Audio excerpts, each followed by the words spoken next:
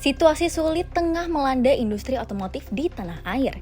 Tren negatif penjualan mobil roda 4 ke atas yang berlangsung selama 2 kuartal berturut-turut bukan lagi sekedar perlambatan. Data Gabungan Industri Kendaraan Bermotor Indonesia atau Gaikindo mencatat bahwa penjualan mobil nasional secara wholesale pada kuartal pertama tahun 2025 melambat sebesar 4,7%, menjadi 205.160 unit, turun dari 215.250 unit dibandingkan tahun sebelumnya, year on year.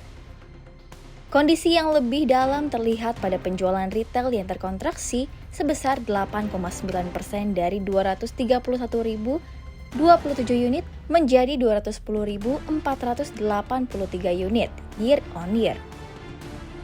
Tren penurunan ini sebenarnya sudah berlangsung sejak kuartal keempat tahun 2024, di mana penjualan wholesale tercatat minus 7% menjadi 232.063 unit, dan penjualan retail mengalami penurunan signifikan sebesar 7,7% dibandingkan periode yang sama tahun sebelumnya. Menurut Direktur Eksekutif Center of Economic and Law Studies atau CELIOS, Bima Yudhistira, data penjualan kendaraan yang menurun jelas mencerminkan perlambatan yang sedang dialami industri otomotif. Ia menekankan bahwa sektor ini merupakan salah satu barometer ekonomi Indonesia dengan kontribusi hampir 19%. Penurunan pasar kendaraan bermotor, terutama jika sampai terkontraksi, adalah sinyal awal resesi ekonomi. Ini menandakan bahwa daya beli masyarakat sedang menurun dan mereka lebih fokus pada kebutuhan dasar daripada mencicil atau membeli kendaraan. Tidak hanya itu, pasar mobil bekas juga menunjukkan penurunan yang tajam menjelang Lebaran 2025 kemarin.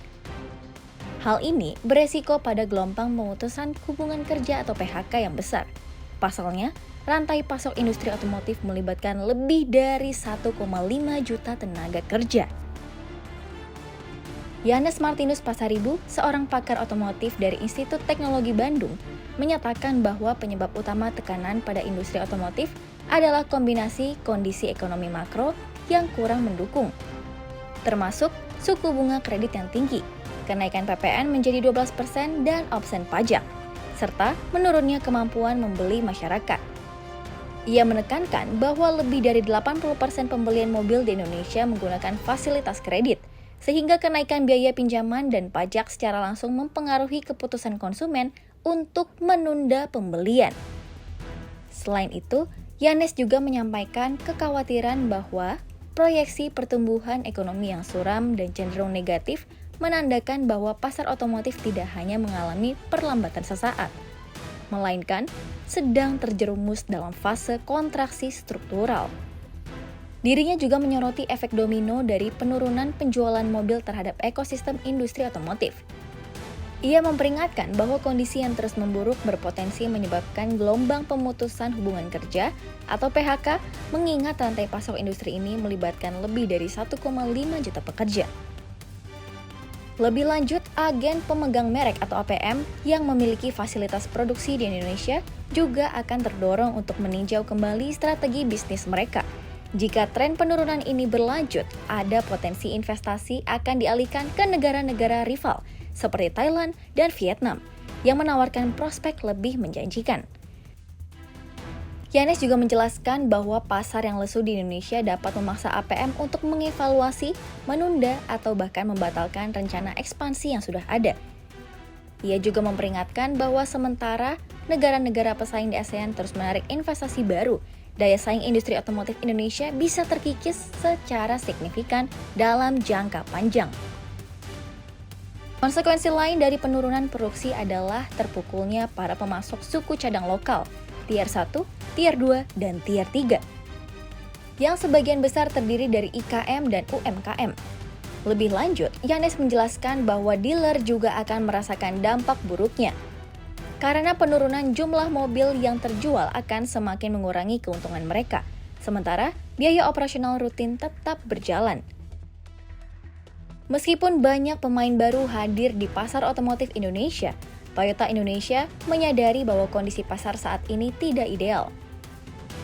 Jeb Hernando de Mili, Marketing Director PT Toyota Astra Motor menyampaikan bahwa pasar pada kuartal pertama tahun 2025 belum mencatatkan pertumbuhan positif. Namun, Toyota bersyukur masih mampu tumbuh dengan menguasai 33,6% pangsa pasar. Ia juga menyatakan bahwa meskipun banyak merek dan produk baru, pasar belum menunjukkan pertumbuhan yang berarti, dan Toyota tidak dalam kapasitas untuk menyatakan adanya resesi. Senada dengan Toyota, Honda Indonesia melalui Sales and Marketing and After Sales Director PT Honda Prospect Motor, Yusak Billy juga mengakui tantangan yang dihadapi pasar otomotif saat ini. Namun, ia optimis bahwa ini hanyalah proses penyesuaian pasar yang pasti dapat dilewati. Billy menjelaskan bahwa secara umum, Honda melihat kondisi pasar otomotif pada kuartal pertama tahun 2025 memang menantang, seiring dengan tekanan dari faktor eksternal dan dinamika ekonomi domestik.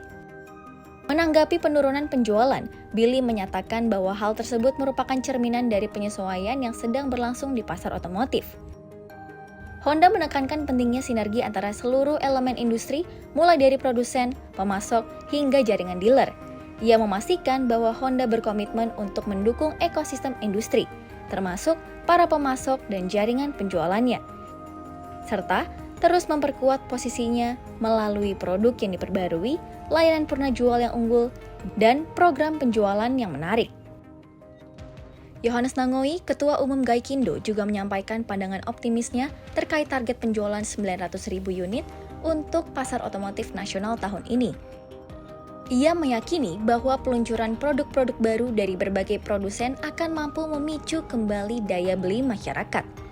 Dirinya menekankan bahwa meskipun industri otomotif dipengaruhi oleh banyak hal, peluang untuk terus berkembang tetap ada asalkan para pelaku bersikap optimis, hati-hati, waspada, dan rasional. Upaya menjaga dan meningkatkan permintaan pasar domestik serta nasional menjadi kunci. Ia juga menginformasikan bahwa sejumlah merek kendaraan baru masih berminat untuk masuk ke pasar Indonesia, dan Gaikindo menyambut baik hal ini selama mereka memenuhi persyaratan pemerintah karena dapat menjaga investasi, produksi, dan mendorong aktivitas pasar di dalam negeri. Meskipun optimisme penting, pemulihan industri otomotif memerlukan tindakan nyata segera, terutama untuk mendorong daya beli kelas menengah. Bima Yudhistira dari Selyos menekankan perlunya kolaborasi antara pemerintah, pemangku kepentingan, dan akademisi untuk mencari solusi, menghindari PHK massal dan resesi. Beliau menyarankan pemerintah untuk mengakui tekanan ekonomi dan memberikan stimulus serta insentif, seperti pencarian pasar baru, keringanan pajak, atau penurunan suku bunga. Senada, Yanes Martinus Pasaribu dari ITB mengusulkan insentif pembelian kendaraan sebagai solusi jangka pendek. Namun, solusi berkelanjutan memerlukan reformasi struktural dan komunikasi berkelanjutan. Harapan akan terobosan strategis ini juga diamini oleh TAM dan HPM, mengingat kontribusi besar industri otomotif terhadap ekonomi dan tenaga kerja. Situasi ini memerlukan respon cepat dan menyeluruh agar sektor otomotif tidak memicu krisis ekonomi yang lebih dalam. Terima kasih sudah menonton. Ikuti terus berita otomotif kompas.com. Dan jangan lupa like, komen, share, dan subscribe untuk mendapatkan notifikasi terbaru dari video kami selanjutnya.